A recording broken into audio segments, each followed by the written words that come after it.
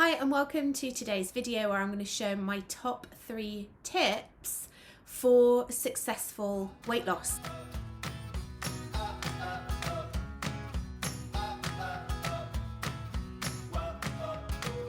So I was interviewed by a journalist today about my weight loss journey.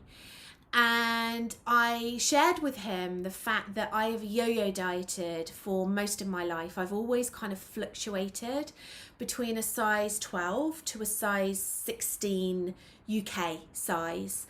In fact, during lockdown last summer, I actually went up to a size 18. And since then, I've lost 4.5 stone. I've now kept it off since August, so that's irrelevant if you're watching this like 2 years in the future. So August, September, October, November, December, January, 5 months. So I lost it in 5 months. My journey has been 10 months. I lost it in 5 months. I've kept it off in 5 months. We've had Christmas and New Year and everything since then, vacations, holidays. So I now I'm kind of down to a UK size 10 to 12, dependent on the brand, dependent on the label. And I feel so proud of myself that I've kept it off. So I want to share with you, because he said to me, what's so different this time? So he asked me what my top 3 tips were. So I'm going to share it with you now. Now, it goes without saying that the one-to-one Diet by Cambridge weight plan products work. So, I don't really need to mention that. I mean, I'm a consultant for them. So, obviously, I know that they work. And from a practical point of view, that's how I lost the weight. So I had 3 products a day, 3 litres of water a day. At the beginning of my weight loss journey, I did gentle exercise, yoga and walking and swimming and things like that. And now, since I've lost more weight, I'm now running. So I'm running 3 5K runs a week. And that's certainly helping me keep the weight loss off.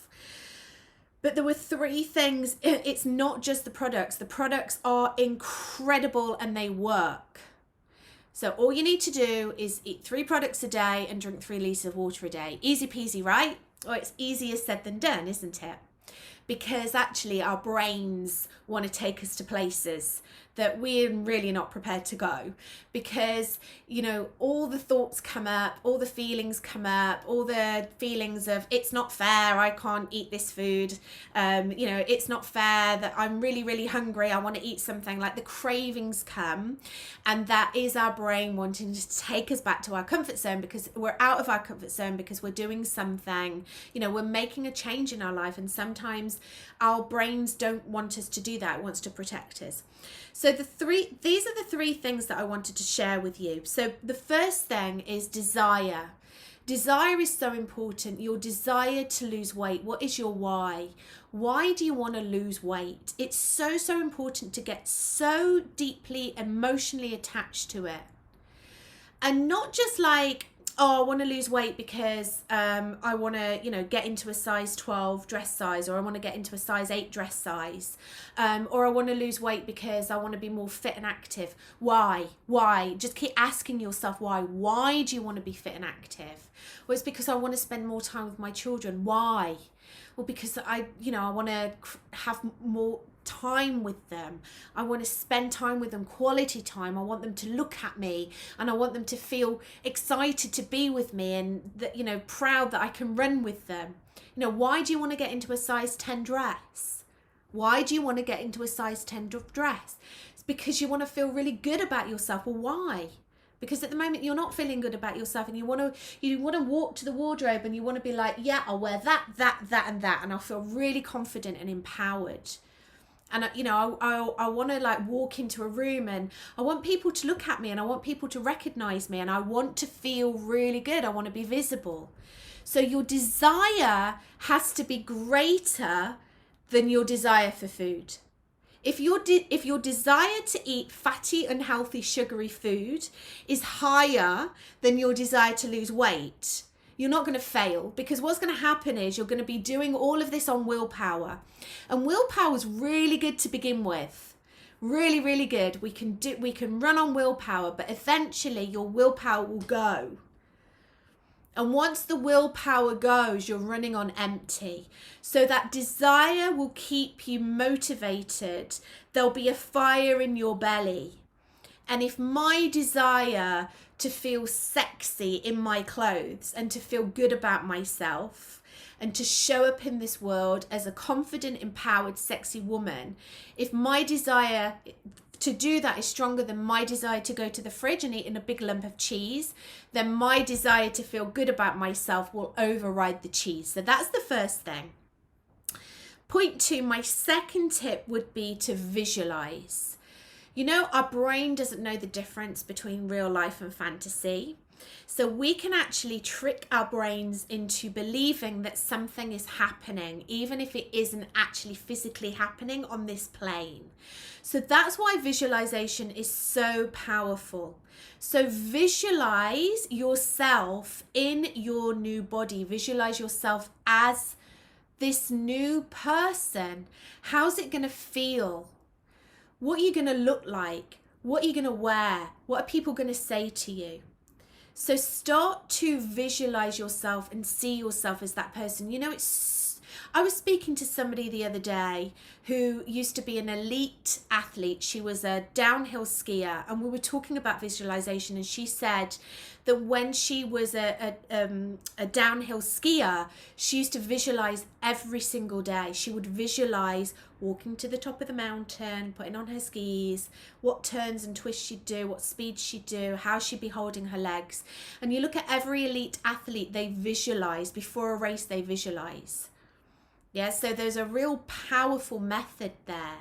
So start to visualize, and don't just do it once, do it every single day, every morning. Visualize. What's it going to feel like getting out of bed in the morning? What's your body going to feel like? What's it going to feel like when you put your hands onto your belly? You know, is it going to be flat? Is it going to be round? Is it going to be smaller than it is at the moment? Really bring it to life. Visualization is so, so powerful. And this is something that I teach every single day, like in my coaching role as well.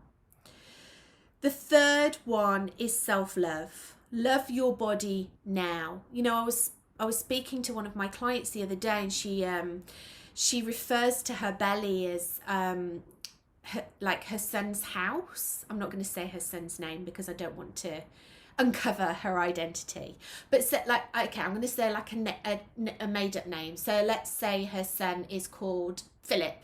Okay, so she refers to her belly as Philip's house because that's her baby pouch. But Philip is now nearly 14. Philip's been out of his house for quite a while. So, but what she was talking about, her belly, she was like, oh, I just hate it. Oh, I hate it. It's horrible. I look down at it and I hate it. And I'm like, no. The key is to love it. Love your belly, because you one of the things that I see with women who create something amazing like weight loss and then they put the weight back on again is that it's almost like they're not doing it from a place of love. Like they're depriving their body. It comes from a place of lack as opposed to a place of abundance. And it's almost like they're punishing their body. So it's time to stop punishing your body, and it's time to start loving your body. It doesn't matter what size you are. It doesn't matter if you're at the size that you really desire. What matters is that you start to love your body, because when you start to love your body and when you start to care for it, your body starts to respond. You know, just like a little puppy responds to you giving it love, your body will also respond to giving it love. So start to really fall in love with your body, even if there are elements, if you look in the mirror and you don't like what you see, then start to really show love to those areas. So I remember, you know, I used to be like, I hated my belly. I didn't like my partner Kev to touch my belly. Like sometimes he'd rub my belly and I'd be like, get off. I hated it. But eventually I was like, actually, no, I love my belly because it's a part of me and I love me. And I love my belly now. My belly is a lot flatter than it was. It's not completely flat, but it's a lot flatter than it was. And I love my belly, but I loved my belly before. And it's such a subtle shift from when I was losing weight before and I was really punishing myself and depriving myself. Losing weight, self-care, eating nourishing foods, giving your body what it needs instead of overfeeding it is the ultimate expression of self-love. So you are really going through a beautiful journey when you are losing weight, instead of like, oh, I just want to get the weight off because I really hate myself. So those are my 3 tips. Those are the 3 tips that I shared with the journalist. I hope he'll put them in the story, because I think it's like such a, you know, a great thing to actually realize, and a great thing to follow. I'd really love to hear your thoughts on that and how that you are applying them to your weight loss. Please let me know either by commenting below, or you can always send me an email at hello@abigailrebecca.com.